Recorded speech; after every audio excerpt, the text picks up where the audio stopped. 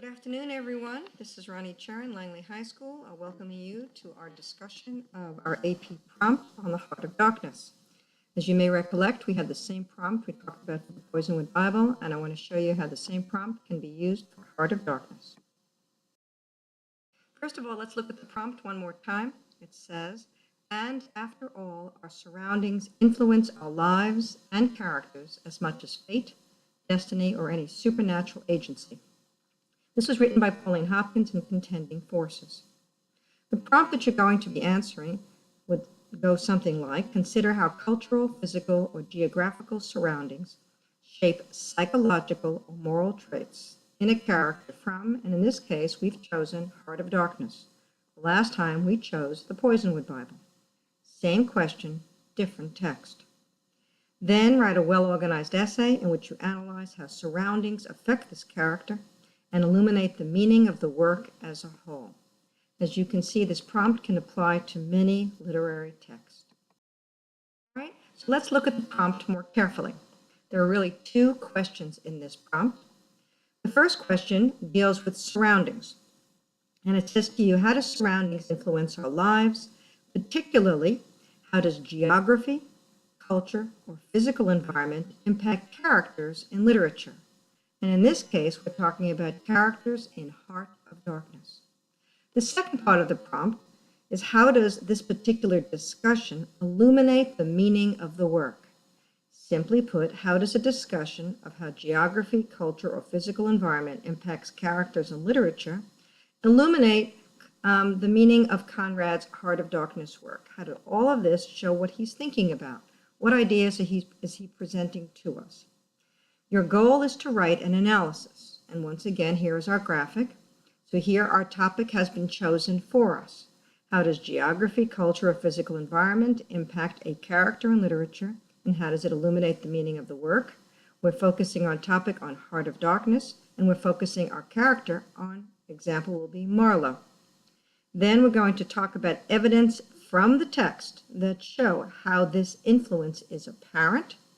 We're going to use some quotes with analysis, CEC, claim, evidence, commentary, and of course we're going to make sure that we discuss the meaning of the work. What's Conrad's big ideas? What's his take? Or what's your takeaway?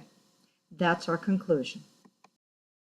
All right, so make sure that you deconstruct any prompt. In this case, what are you being told? You're being told that surroundings influence lives, that where you live, what you see, what you observe impacts you. The quotation emphasizes two words, surroundings and influence. Please make sure that you think about surroundings, not necessarily just physical, but sometimes what you hear, what you see, what you smell, things that are going on around you, and how it alters or impacts your thinking. Does it change how you see the world? Does it change your desires? Does it change your expectations? How do these experiences impact you? So let's look at some experiences or surroundings. If you go to India, for example, and see people once again showing great respect for cows or worshiping them. If you go to England and see the beautiful countryside and see the majestic churches and buildings and how the landscape in many ways reflects a culture and a society. If you go to New York and walk across the bridges and you see Brooklyn, and therefore you see the buildings, the high-rise, the water, in many ways a city that is both historical as well as cultural. Or if you think about something like E.T. and experiences with either reading about it or knowing about a character like that, how does that influence your thinking about humans and non-humans, about aliens, about those that don't look like us? So, again, you need to reflect for a moment. If I live in the US or Germany or Russia or India, what do I see and hear? If I live in the city or the countryside, how do I think about the people? How does it affect my perspective about where they live, how they live, what they do? How might my perspective, my behaviors change when I watch people in the Bahamas or in Brooklyn? How does it reaffirm my identity or challenge my own cultural assumptions? Simply put, how do my surroundings affect my observations, impact my thinking, color my reflections, challenge my beliefs or morals or sense of self? How do my surroundings impact my psychological, or moral traits. So there are some buzzwords here: surroundings and moral and psychological traits. Those are your two buzzwords. Make sure you zero in on the buzzwords. So what do we mean by moral traits, for example? What do you believe? What's your morality? What's your moral code? Is it okay to civilize people you consider savages? Is it okay to treat others as less if they lack the same beliefs or perspectives? Do you believe that it's okay to change a different society because you think yours is better? You can help them make theirs better if you want to be a helper. Do you think it's okay to lie? Is it okay to have a mistress? Is it okay to aspire to be godlike or control others or have power like that? Is it okay to be cruel and inhuman when needed to achieve a goal? Is it okay to be cruel and inhumane at any time? Is it okay to be greedy, to want riches, to have a goal, to have ambition? And what price will you pay for that? Is it okay to use any methods to achieve goals? What is it okay to think and believe and do? Those constitute your moral code. So, when you look at how geography and physical environment and culture shape those, we think, okay, if we live by the sea, we live by the ocean, by the geography there, how is it impacting my view of the world? If we either read or study or live in something, this is a tenement picture here, how does that impact this physical environment, how I see things, my goals, my beliefs, my moral code? If I understand this question of cultural traditions and values, and how do these, once again, impact how I see the world, and my family's values and my own, once again, how do these experiences, my surroundings, impact my psychological or moral traits? So go back to the essay prompt. There it is again. But most importantly, you now have to write about it. You have to address the prompt. You're going to analyze how your surroundings affect this and show how they illuminate the meaning of the literary work as a whole. It is time now for analysis. You analyze it? Well, you look at the text. For example, the novel's narrator presents Marlowe as someone who's a mediating Buddha. This image of a mediating Buddha shows that his experiences in the Congo have made him introspective and maybe philosophical and wise.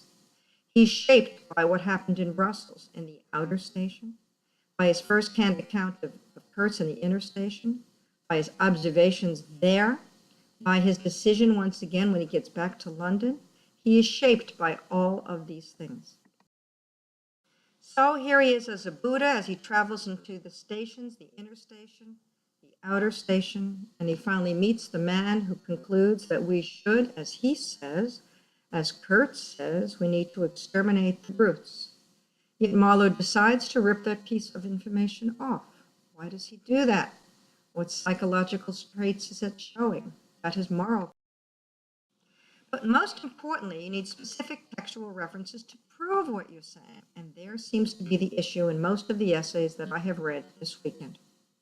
So you talk in generalities about all the things I've mentioned, but you don't give me some of the details to substantiate your claims. So you need to talk about whether the accountant is working diligently while a man dies next to him. What does that show?